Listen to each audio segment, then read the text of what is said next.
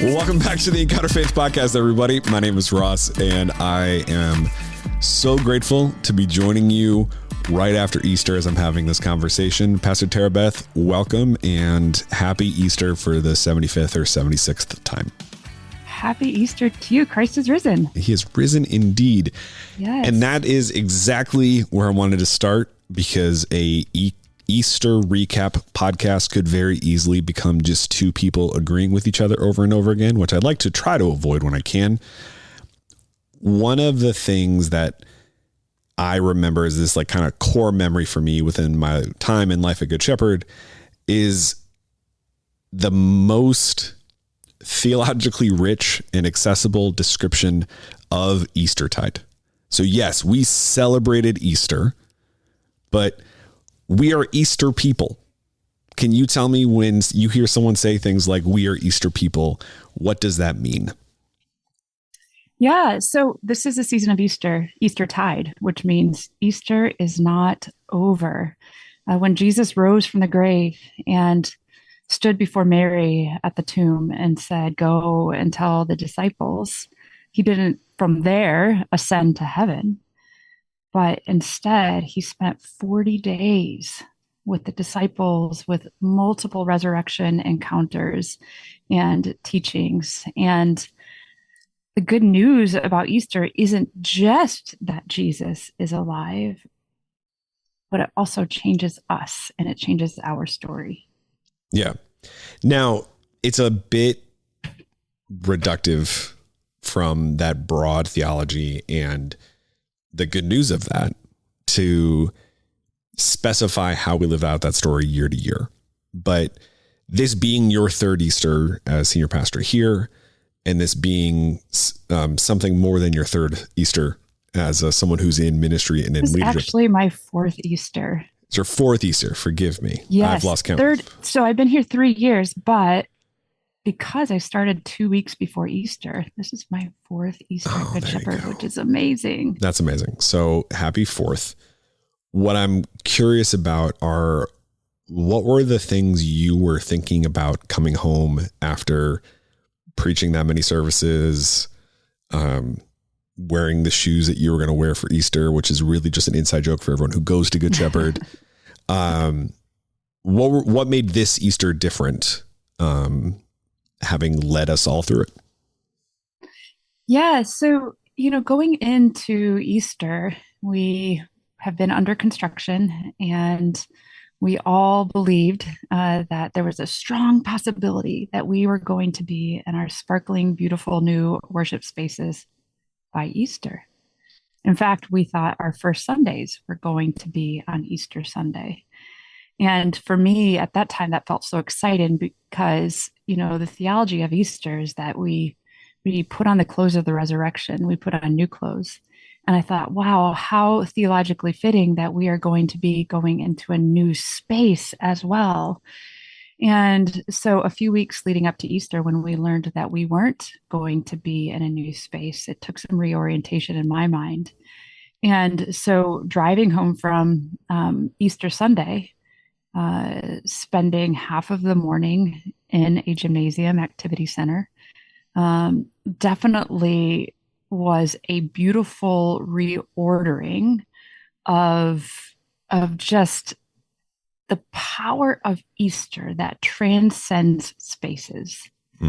That the goodness of that proclamation that he is not dead, he is alive, can happen in a cold, dark activity center, as well as a brand new chapel. And the joy in the building was absolutely palpable. Mm-hmm. Absolutely palpable. Sure. Would it have been cool if we would have been in a new space? Yeah. But, there's just nothing like the incredible privilege. And for me, Easter feels also just, as a female preacher, it feels exciting because it was the women who first discovered the empty tomb. Right. It was the women who were the first to proclaim that Jesus is not dead, that he's alive. And so there's something about being a woman, knowing that I stand on the shoulders of Mary Magdalene and that I actually have that incredible privilege to proclaim it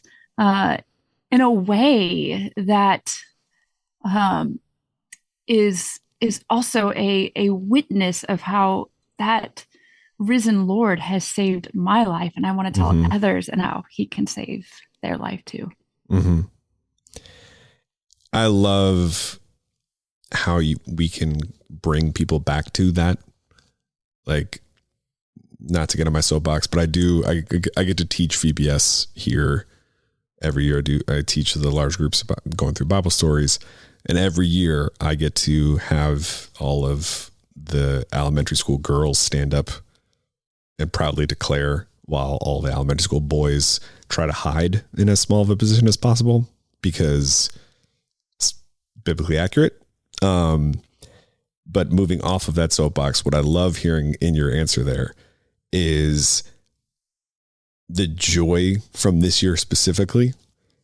And what I'm curious about is I like talking to pastors about stuff like this because I think sometimes the challenges that you have are just more specific than the challenges that any sort of well-established believer or person who's been following Jesus for a long time have.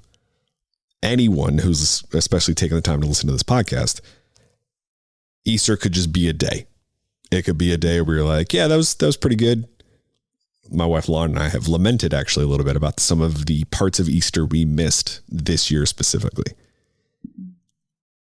And yet, because you were able to stay focused on what matters most for Easter, you have a level of joy that I think some folks potentially missed.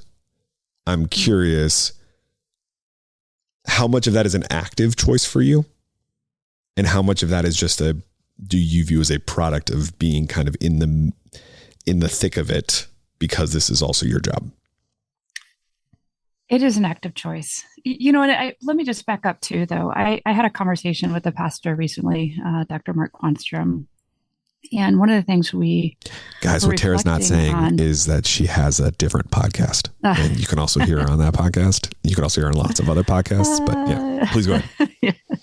We were talking about how the pastoral call to a degree is somewhat salvific in that we wonder at times, where would we be if we weren't pastors? Sure.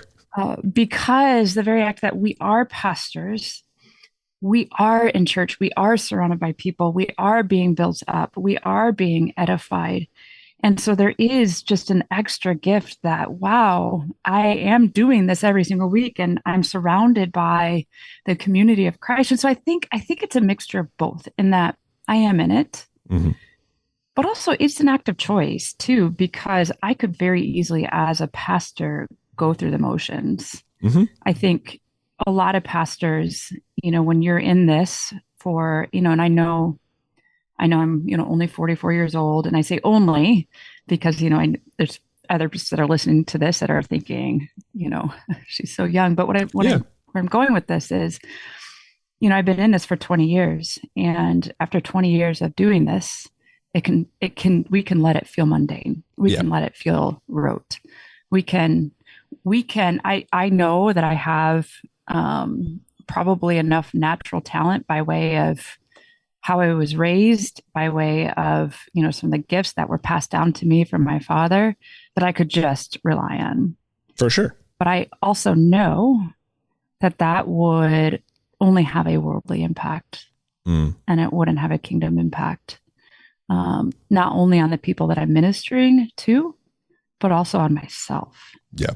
And so my hope is that whenever I stand before anyone, is that what I'm saying deeply, deeply resonates with myself to my core, to my bones. And that is a strong conviction that I have as a pastor. And so it's a great deal amount of time of sitting and praying for our people, in the sermon preparation process for Easter. One of the most important things for me is praying that the Lord would give me pastoral empathy, which I think is so important, because otherwise, who am I writing a sermon to? It's not just just kind of concrete what's the word I'm looking for? Like flat people, right? Yeah. The Two-dimensional. people that two-dimensional. Like the people I'm preaching to are going through things, right? Mm-hmm. They have their fears, they have their shames, they have their doubts. And if I can like get there and have empathy for the people that I minister to and understand what they're going through, and then ask for the Spirit of God to impress deeply upon my heart what some of those core convictions are and how I think that the good news can meet them where they are. But I have to first be passionate and believe in that good news. So there is an active intentionality of constantly going to the Lord, of constantly praying that the Spirit of God would fill me up, of constantly praying that it would be less of me and more of Jesus and more of the Spirit. And I guess, like, I don't mean that in a weird, like, over spiritualizing, over Christianizing way, like less of me, more of, but like, I genuinely mean it because I don't want it to be about my talent. Right. I want it to be coming from a place where I am deeply convicted that Jesus Christ has risen from the dead. Therefore, that is life altering for every single person walking into that space if they let it. And wow, I get to say that. Yeah. I'm thrilled that you went there, because I think what stands out to me as an opportunity for everyone who listens is by leaning into the power of that moment, you get to participate in the life change. Yes, Tara Beth, part of her job is to hear about it, be around for it, lean into it with hours and hours and hours of preparation. That is part of my job as well. But for anyone who might feel that this church thing is a little too routine, the best way to break out of that is to actually pay attention to the words you're already saying. Pay attention to the words you're already singing and what they can mean for you. Yes. And when you do that, you said once, it kind of became the thesis of this podcast. You said we cannot encounter the risen Lord unchanged. And I think so many people can walk through Easter literally encountering the risen Lord out of any Sunday of the year and remain unchanged. It has to become an active choice for us to pay attention to what God might be doing. Yeah, and I say that requires an attentiveness. Yes. Because I say that as someone who, I have a before and after story on a Christmas Eve service. And I was not battling the throngs of addiction or anything like that. I just met the Holy Spirit in such a profound way because of the level of attention I was able to pay at that service. And everyone has that type of opportunity. The part of God's grace is that we can have multiple of those kinds of Sundays, right, and then celebrate it with us on occasion on a podcast. You had talked about sermon preparation, because one of the things that I want to make sure we spend a little bit of time on is obviously one of the more unique parts of this year is how you tell the Easter story every single year. I am curious for folks who are nerdy enough to listen to this podcast. How do you land where you landed? Particularly just to give people a little bit of peek behind the curtain. Yes, nearly all of our teaching team was able to have an Easter service or two where they got to share the message, but y'all were preaching from the same hymnal. So how do you arrive where you arrived this year? What a part about the message connects back to that pastoral empathy you were talking about earlier? Yeah. So I think I have probably had the privilege of preaching a Sunday Easter sermon for a total of maybe 17 years. That's awesome. Okay. So that means that 17 different sermons of saying, he is risen indeed. He's not dead. Right. And there is a particular kind of pressure that sometimes pastors lay on themselves, right? Because people in the congregation, they say, hey, pastor, it's your Super Bowl Sunday, right? Because it's when everybody shows up to church at the same time. And so and they're coming, and you want to keep it concise, you want to keep it captivating, but then there's also there's also that spiritual realm where we want to be speaking to people in a way that the Spirit cuts to their heart.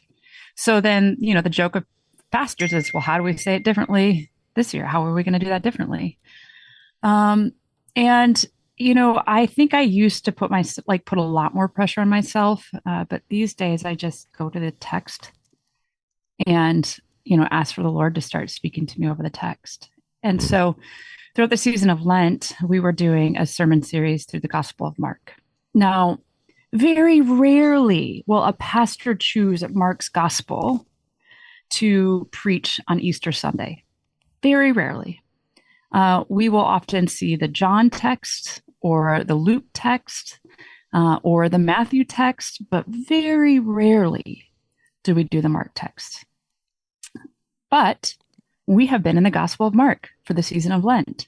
And the reason that pastors don't often use it is because there are only 8 verses in the last chapter when it comes to the resurrection of Jesus.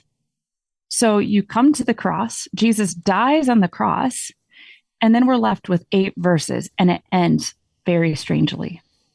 The last 8 verses is, the women come to the tomb to anoint the body of Jesus, and they see that the stone has been rolled away, and they see this man inside the tomb, and he says, he's not here. He's gone ahead of you to Galilee. Now go and tell the disciples and Peter that he's not here. And the text in the original language ends very strangely. The women were afraid because. The women were afraid for. And then silence. Now, the early church didn't like that ending, so they added 11 more verses onto that.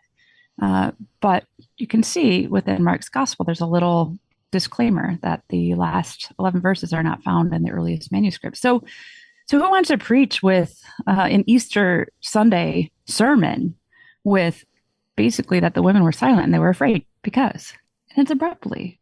No, they want the stories of Thomas sticking the fingers, on the wounds. They want the stories of Jesus standing on the shores, telling the disciples to put the net on the other side. They want the stories of Jesus standing with Peter saying, Peter, don't you love me? They want the story of Mary Magdalene at the tomb weeping. And Jesus turns to her, and as soon as he says her name, Mary, she says, Rabboni, Rabbi.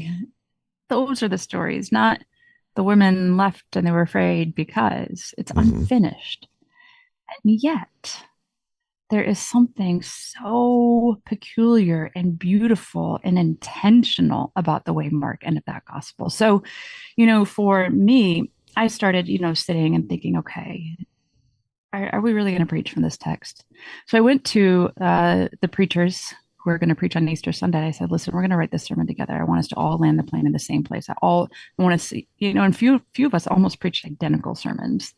And so I said, here's what I want you to do. I said, over the next 4 days, I want you to sit in the text. I want you to ask the questions of why did they end this? Why did Mark end this way? I want you to ask the questions of why did the early church feel the need to add on to this? I want you to sit in the text and ask, if Mark ended this way on purpose, what was Mark trying to say, and what might the Lord be saying to us today? So we did that. We spent 4 days. We came back and we started to unpack it together as a team. And then we did that again several times. And eventually a message came together.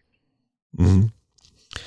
I asked for that level of detail, I think, because it reinforces what we were talking about beforehand about how there's a level of intentionality of having to do an Easter message every year.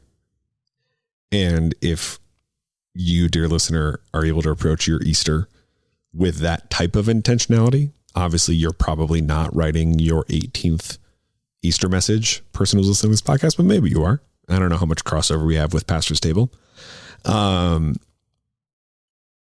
think you're going to find the type of joy that you hear in Tara Beth's description. I think you're going to find the type of excitement around something that would otherwise be routine. Here's where I want to land the plane in the Easter conversation, because the fact is, dear listener, the best way to keep this conversation going is to be a part of life here at Good Shepherd. Yes, Tara Beth and I could continue to dive into our incredible Good Friday services, the fact that we had Easter on Saturday, a day early, and why we liked that, and also like those of you who want to have Easter vigils, what comes from a Maundy Thursday experience, and all of the different things. But the best way for you to be a part of the kind of joy that Tara Beth is describing there is to be a part of life here. And if you're still listening to this podcast, most of you have made that choice. But I know that there's a few people who maybe they go through an Easter experience and now they're trying to go, whoa, something was different. Something happened here. And now they're just grabbing a lot of what they think right now is just Christian content. I am curious your encouragement for the person who walked into church a little reluctantly and is currently sitting in the aftermath of, I feel like something changed, but I don't know what. What are you hoping they do with that kind of tension? I'm hoping that they do exactly what I think the Lord asked me to do, and that is attentiveness. It requires a pausing of attentiveness to the Spirit, which for that listener right now, as you're listening, the Spirit of God is trying to get your attention and minister to you. Will you have ears to hear? That's a choice. Will you have eyes to see? That's a choice.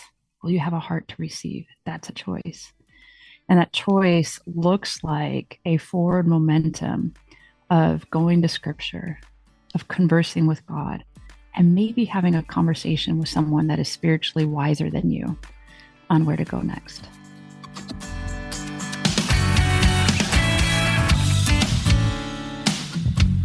Thank you for listening to the Encounter Faith podcast. This podcast is a service of G. Shep Productions from Good Shepherd Lutheran Church in Naperville, Illinois. All rights reserved. If you're in the area, we'd love to meet you on a Sunday morning at our 9 a.m. or 10:45 services. At Good Shepherd, we are inviting everyone to walk together in the calling of Christ for a life of eternal impact. This podcast is produced and hosted by me, Ross Cochran. And our theme song is Wake the Earth by 1111 Worship. Thank you for listening. We'll talk again soon.